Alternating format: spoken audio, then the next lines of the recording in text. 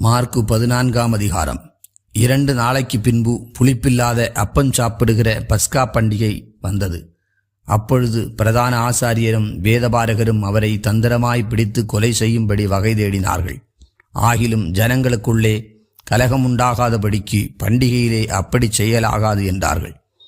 அவர் பெத்தானியாவில் குஷ்டரோகியாயிருந்த சீமோன் வீட்டிலே போஜன வந்தியிருக்கையில் ஒரு ஸ்திரீ விலையேறப்பெற்ற நளதம் என்னும் உத்தம தைலமுள்ள வெள்ளைக்கல் பரணியை கொண்டு வந்து அதை உடைத்து அந்த தைலத்தை அவர் சிரசின் மேல் ஊற்றினாள்.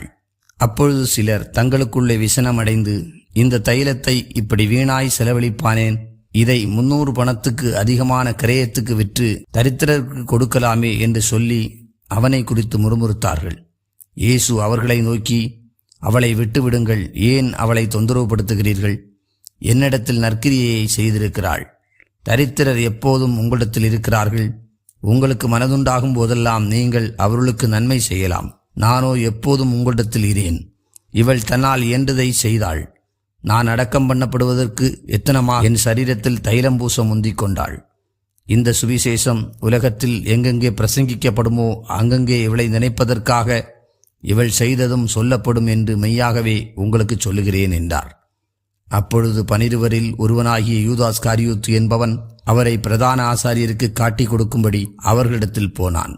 அவர்கள் அதை கேட்டு சந்தோஷப்பட்டு அவனுக்கு பணம் கொடுப்போம் என்று வாக்குத்தத்தம் பண்ணினார்கள். அவன் அவரை காட்டி கொடுப்பதற்கு தகுந்த சமயம் பார்த்து கொண்டிருந்தான்.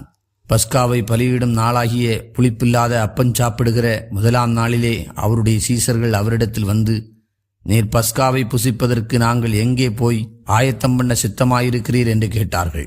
அவர் தம்முடைய சீசரில் 2 பேரை நோக்கி, நீங்கள் நகரத்துக்குள்ளே போங்கள், அங்கே தண்ணீர் குடம் சுமந்து வருகிற ஒரு மனுஷன் உங்களுக்கு எதிர்ப்படுவான், அவன் பின்னே போங்கள்.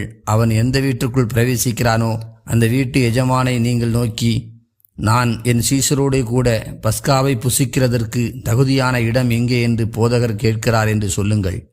அவன் கம்பளம் முதலானவைகள் விரித்து ஆயத்தம் பண்ணப்பட்டிருக்கிற விஸ்தாரமான மேல் வீட்டறையை உங்களுக்கு காண்பிப்பான்.